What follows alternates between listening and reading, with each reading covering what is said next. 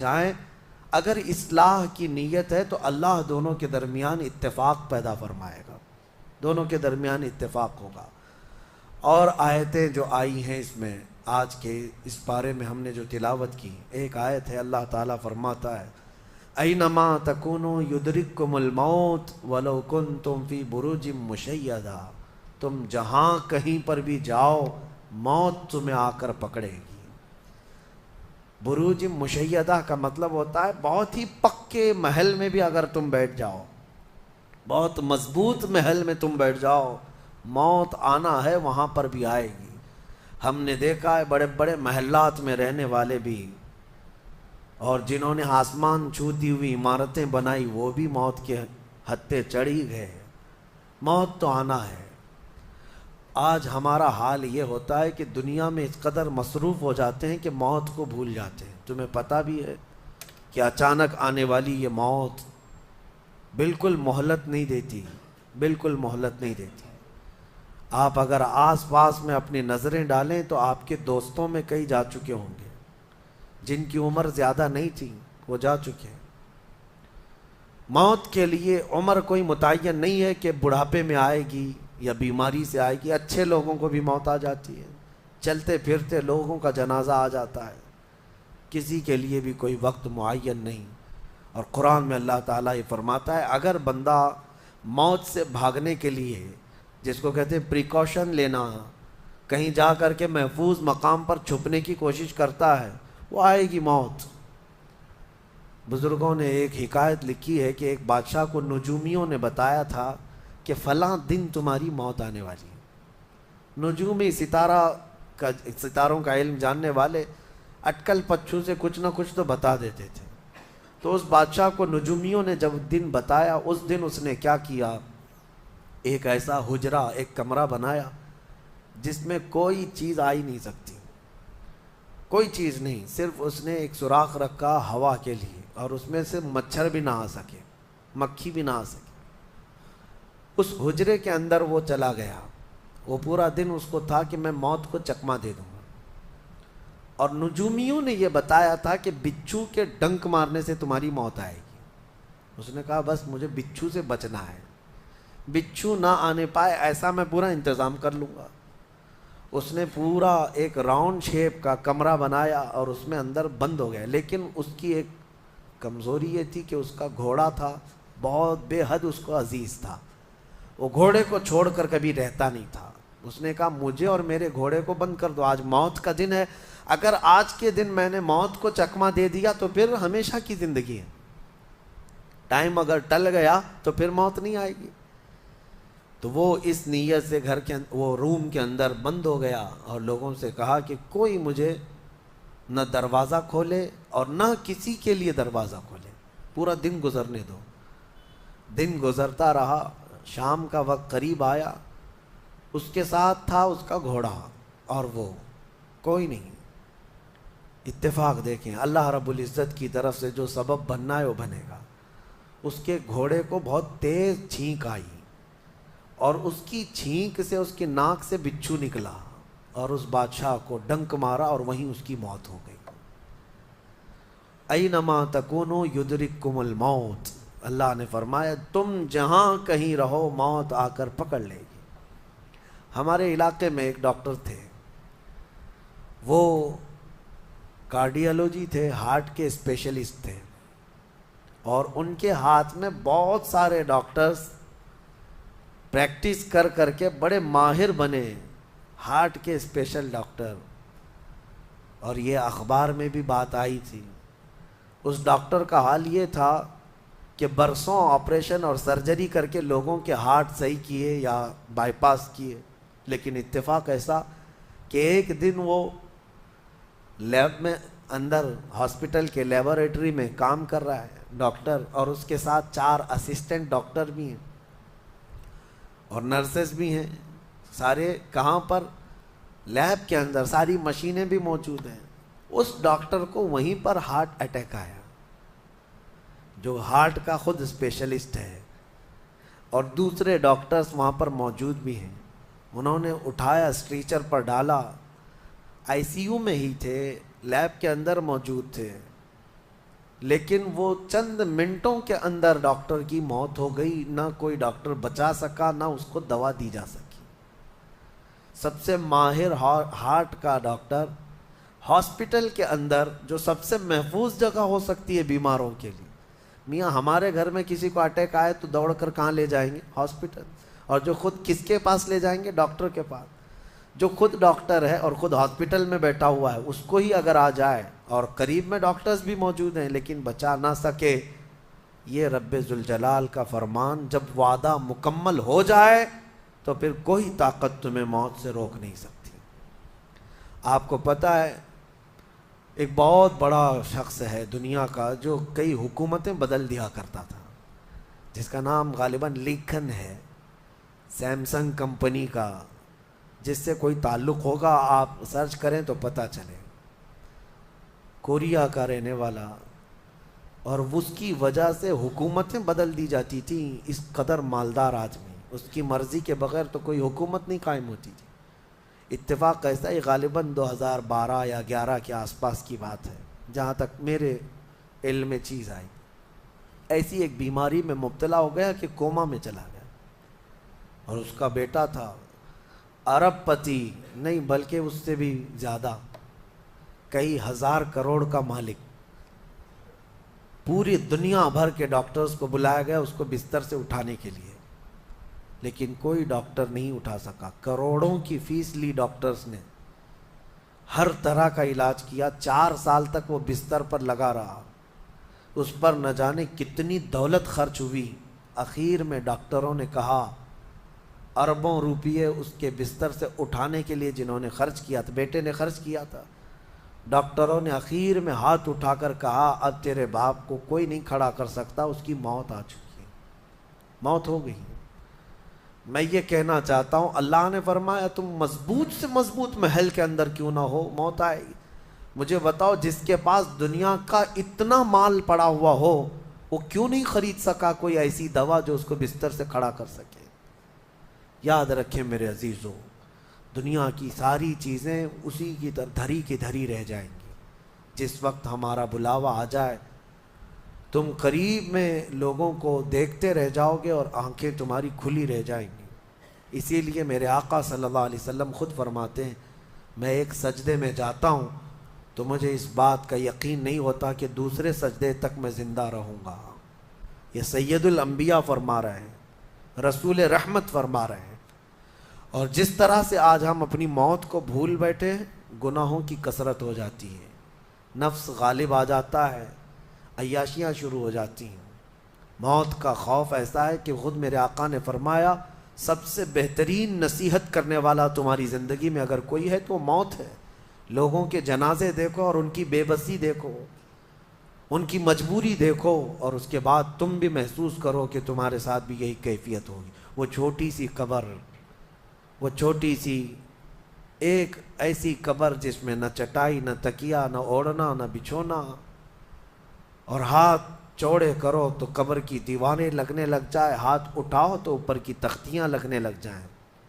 ممبئی والوں کو تو اور بھی چھوٹی قبر ملتی ہے، یہاں تو اتنی چھوٹی ہے کہ ٹیمپرری کھودی جاتی ہے کہ 6 مہینے بعد پھر نکال دینا ہے۔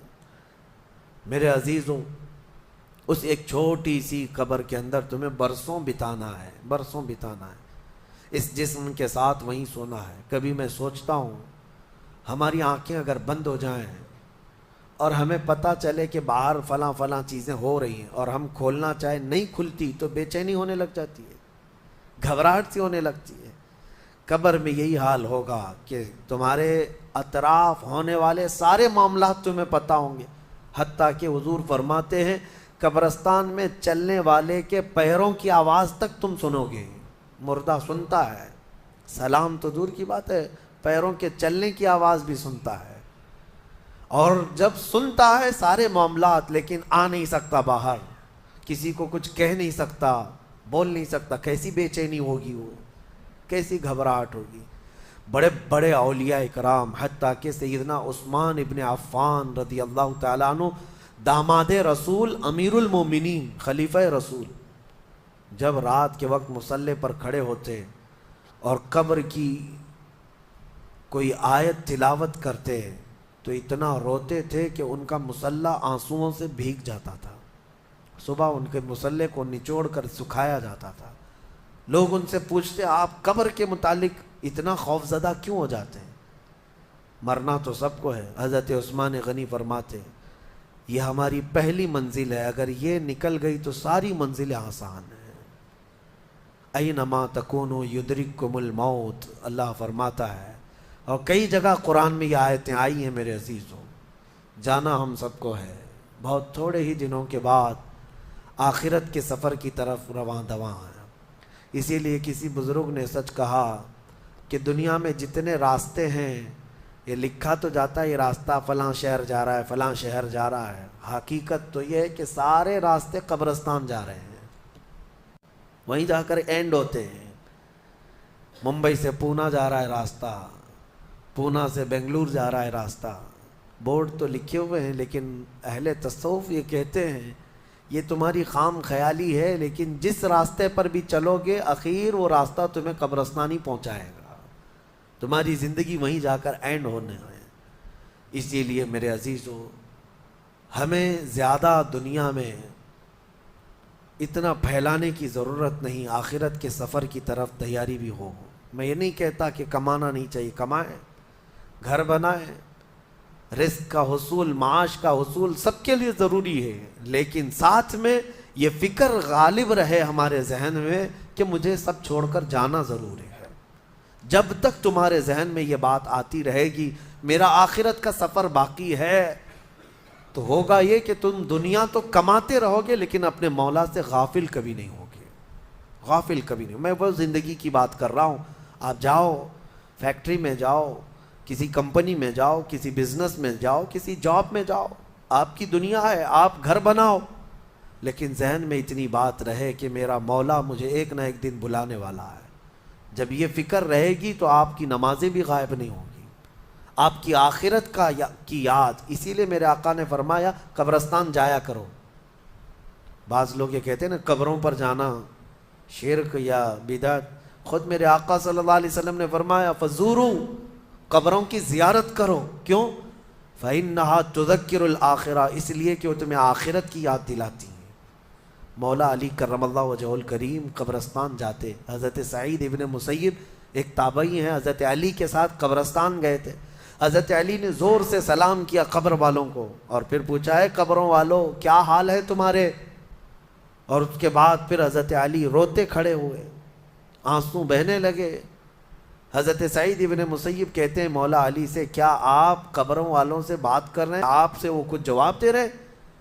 حضرت علی کرم اللہ وجہہ الکریم نے فرمایا ہاں، اگر تم سنتے ان کی باتیں تو رو پڑتے.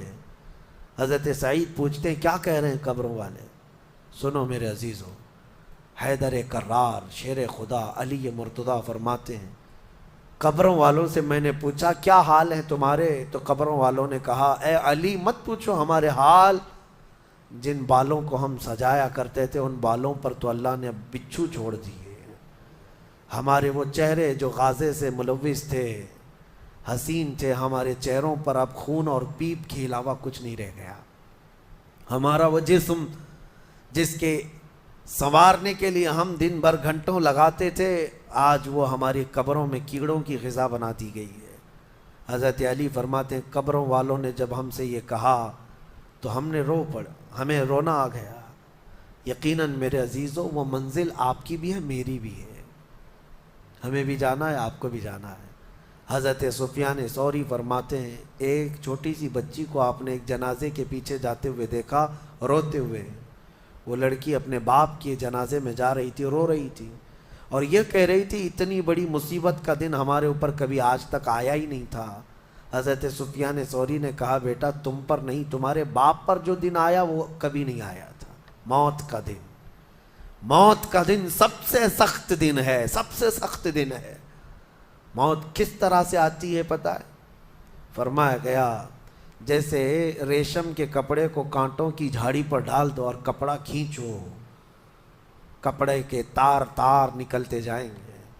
فرمایا گیا ملک الموت روح نکالنے کے لیے جب آتے ہیں تو اسی طرح سے روح نکالتے رہتے ہیں انگلیوں سے، پیروں کی، ہاتھوں کی انگلیوں سے، ناخنوں سے روح نکلتی نکلتی آتی ہے، ایک ایک جوڑ سے روح نکلتی ہے، یہاں تک کہ ناک تک اس کو کھینچ کر کے لایا جاتا ہے۔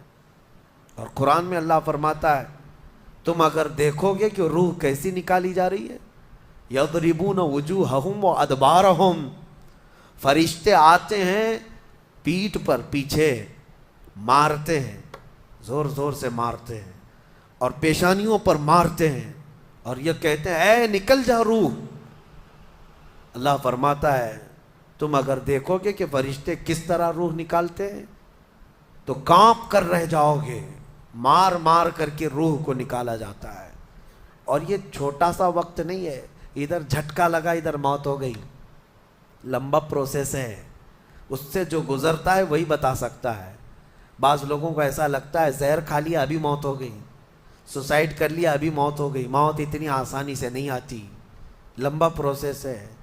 موت سے پہلے فرشتے آ جاتے ہیں، چاہے تم اچھے آدمی ہو، بیٹھے ہوئے ہو، تم کو بھی اگر موت آنی ہے تو تم پہلے فرشتوں کو دیکھنے لگ جاؤ گے، لیکن بتا نہیں سکتے کسی کو۔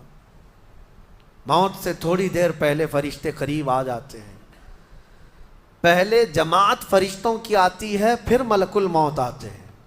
ملک الموت ان فرشتوں کے بیچ آتے ہیں، جیسے ہی یہ مرنے والا آدمی ملک الموت کو دیکھ لیتا ہے پھر اس کے جسم میں کپ کپی طاری ہو جاتی ہے، اور ایسی کپ کپی طاری ہوتی ہے کہ کبھی پیشاب نکل جاتا ہے، کبھی پخانہ نکل جاتا ہے۔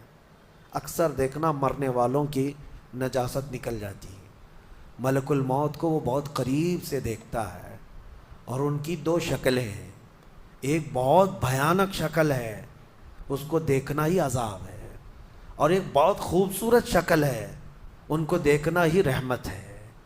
وہ نیک بندوں کی روح نکالنے کے لیے جب جاتے ہیں تو خوبصورت شکل میں جاتے ہیں، اور جب گنہگاروں کی روح نکالنے جاتے ہیں تو بھیانک شکل میں جاتے ہیں، اور ان کو دیکھتے ہی مرنے والے کا جسم پیلا پڑ جاتا ہے، پیشانی اکھڑ جاتی، آنکھیں پھٹی رہ جاتی، اور پھر خرخرا آنے لگ جاتا ہے، یعنی خرخر کی آواز تیز ہو جاتی ہے۔ وہ بولنا چاہتا ہے اپنے پاس والوں کو لیکن بول نہیں سکتا، بند ہو جاتا ہے۔ یہ وہ وقت ہے جب اس کے توبہ کا دروازہ بھی بند ہو جاتا ہے۔ اب اگر فرشتوں کو دیکھ کر کوئی توبہ بھی کر لیا، ایمان لایا، تو اس کا ایمان قبول نہیں۔ اس وقت سے پہلے پہلے تک جو بھی ایمان لایا یا توبہ کیا اس کی توبہ قبول ہے، لیکن موت کا خرخرہ آ گیا اور فرشتوں کو دیکھ لیا، اس کے بعد بہت سارے کافر بھی پکاریں گے کہ ہم ایمان لاتے ہیں اللہ پر، نہیں، اب ایمان قبول نہیں ہوگا۔ موت اتنی آسانی سے نہیں آتی، اس کا پروسیس ہے۔ فرشتے آتے ہیں، ملک الموت آتے ہیں، پھر اس کے بعد اس کو گھور کر دیکھتے ہیں، پھر اس کو چت لٹا دیا جاتا ہے، یا جس حالت میں بھی ہے وہ گر جاتا ہے، کھڑا ہے تو گرتا ہے، بیٹھا ہے تو گرتا ہے، موت آنے سے پہلے لڑک جاتا ہے۔ یہ ضروری بھی نہیں ہے کہ آج میں اپنے آپ کو سنبھال کر بیٹھا ہوں، اگر میری موت آنی ہے اسی کرسی سے گر جاؤں، اسی جگہ سے ہم گر جائیں گے۔ اور اس کے بعد ملک الموت روح کھینچنا شروع کرتے ہیں، پیروں کے ناخنوں سے لے کر، ہاتھوں کے ناخنوں سے لے کر، اس کے جسم کے ہر حصے سے لے کر ناک تک کھینچتے ہوئے لاتے ہیں، اور اس کے بعد جب پوری روح نکل جاتی ہے وہ لے کر کے چلتے رہتے ہیں، اور مردہ ان کو جاتے ہوئے دیکھتا رہتا ہے، آنکھیں سب سے لاسٹ میں کھلی رہتی۔ کسی بھی مرنے والے کی آنکھیں بند نہیں رہتی، کھلی رہتی، وہ دیکھتا رہتا ہے۔ اسی لیے حدیث پاک میں ہے جب کسی کی روح نکل جائے تو سب سے پہلے تم اس کی آنکھیں بند کر دو، ہمیں بند کرنا ہوتا ہے، اور اس کے بعد منہ بھی کھلا رہ جاتا ہے، منہ اوپن رہ جاتا ہے، فرمایا گیا منہ کو دبا کر بند کر دو۔ یہ سب نشانیاں ہیں میرے عزیزوں موت کی سختیوں کی۔ آپ کو پتہ ہے جب رسول کریم صلی اللہ تعالیٰ علیہ وسلم کی وفات آئی، اللہ اکبر، نزع کا عالم اتنا سخت تھا کہ بار بار حضور اکرم صلی اللہ علیہ وسلم کو پورے پانی کے مٹکے انڈیل دیے جا رہے تھے، 3 مٹکے حضور پر انڈیل دیے گئے موت سے پہلے، اور حضور اس کے بعد تھوڑا آرام محسوس کرتے اور پھر شدت کا بخار، اور وہ آخری وقت تھا جب حضرت فاطمہ آپ کے پاس آئی تھی. حضور نے ان کے کان میں بتا دیا, وہ رونے لگ گئی. کیا کہا تھا؟ حضرت فاطمہ کہتی ہیں حضور نے فرمایا اے فاطمہ اب میں جا رہا ہوں, میرا آخری وقت ہے. پھر ایک دوسرے کان میں ان سے کہا میرے خاندان میں سے سب سے پہلے تم مجھ سے ملنے والی. آج یوم فاطمہ بھی ہے, سیدہ کائنات کا آج یوم وصال ہے, 4 رمضان المبارک. تو رسول کریم صلی اللہ تعالیٰ علیہ وسلم حضرت عائشہ صدیقہ کے سینے سے سر لگا کر لیٹے ہوئے تھے. حضرت عائشہ فرماتی ہیں سنو, مجھے پتہ ہی نہیں تھا. حضور حضرت عائشہ سے زیادہ محبت کرتے تھے, اسی لیے آخر وقت میں حضرت عائشہ کے ہی حجرے میں رہنے لگے, باقی دوسری بیویوں کیا نہیں جاتے. حضرت عائشہ کہتی ہیں میں حضور اکرم صلی اللہ تعالیٰ علیہ وسلم کو کبھی مسواک دے رہی, کبھی پانی کے چھڑکاؤ کر رہی. تھوڑی دیر کے بعد حضور اکرم صلی اللہ تعالیٰ علیہ وسلم لیٹے لیٹے اسی طرح رہ گئے. حضرت عائشہ کہتی ہے میرے سینے پر حضور کا سر تھا, وہ اتنا بھاری ہو گیا مجھے لگتا تھا کہ میری پسلیاں ٹوٹ جائیں گی. یہ حضرت عائشہ کہتی ہیں مجھے ایسا لگتا تھا کہ میری پسلیاں ٹوٹ جائیں گی. ہوا کیا تھا؟ حضرت عائشہ فرماتی ہیں دروازے پر جبرائیل امین آئے, روح نکلنے سے پہلے کی بات ہے. حضرت عائشہ فرماتی ہیں حضور کے پاس جبرائیل آخری بار آئے, وہ غمگین حالت میں آئے یا جس حالت میں ہوں.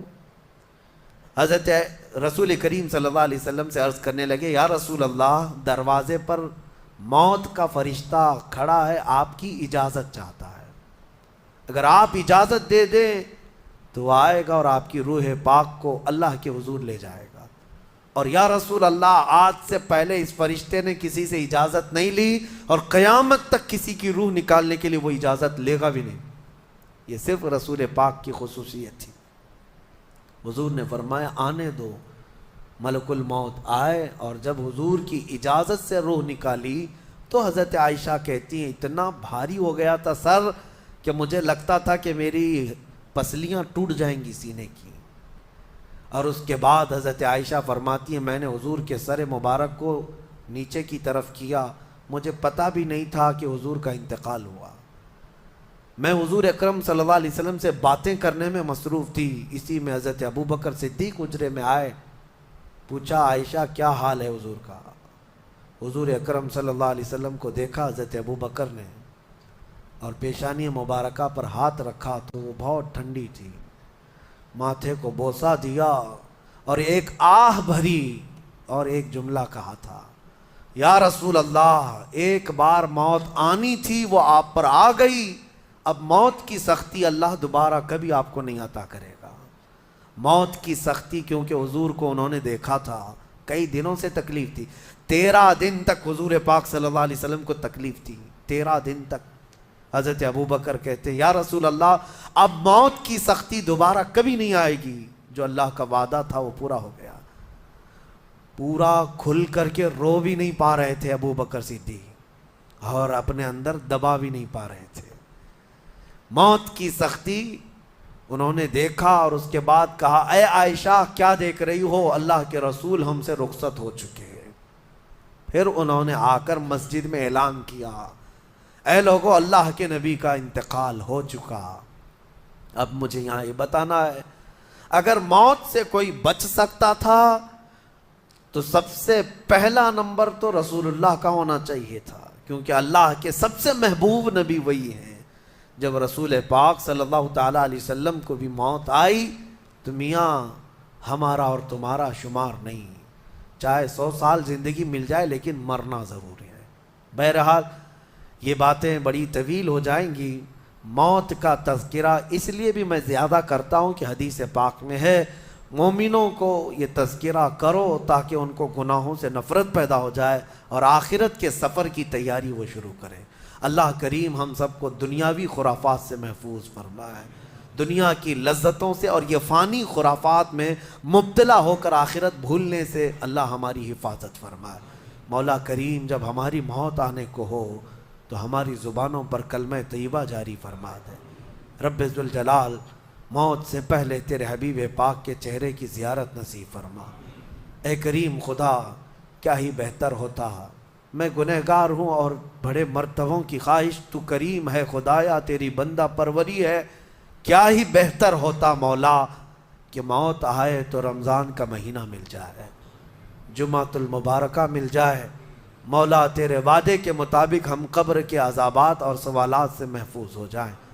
اے اللہ، آج کی اس تفسیر پاک میں تیری جلال و جبروت اور تیری عزت کا وسیلہ لیتے عرض کرتا ہوں، ہم میں سے جو رخصت ہو چکے ہیں، ہمارے آبا و اجداد، ہمارے باپ، ہماری مائیں، ہمارے رشتہ دار جو قبروں میں برسوں سے اب آرام کر رہے ہیں، اے اللہ تو اس رمضان کے صدقے ان کی مغفرت فرما دے۔ اے کریم خدا، ہمارے گھروں میں عید آ جاتی ہے، رمضان کے آتے ہی دسترخوان بھر جاتے ہیں، ہمارے گھروں میں خوشیاں دوبالا ہو جاتی ہیں، ہمیں نہیں معلوم قبروں والوں کے ساتھ کیا ہوتا ہے، ہمیں پتہ نہیں قبرستان میں ان کے ساتھ کس طرح کی راتیں ہیں اور کس طرح کے دن ہیں۔ اے کریم خدا، تجھے تیرے جلال و جبروت اور تیری عزت کی قسم، جو مومنین ہم سے رخصت ہوئے، ہمارا کسی بھی طرح کا ان سے تعلق رہا ہو، مولا اس عید سے پہلے ان کو جنتی خان نعمت عطا فرما دے۔ اے اللہ ان سب کو بھی رمضان کی بہاریں عطا فرما۔ وصلی اللہ تعالی علی خیر خلقی محمد وآلہ واصحابہ اجمعین، وآخر دعوانا ان الحمد للہ رب العالمین۔ السلام علیکم۔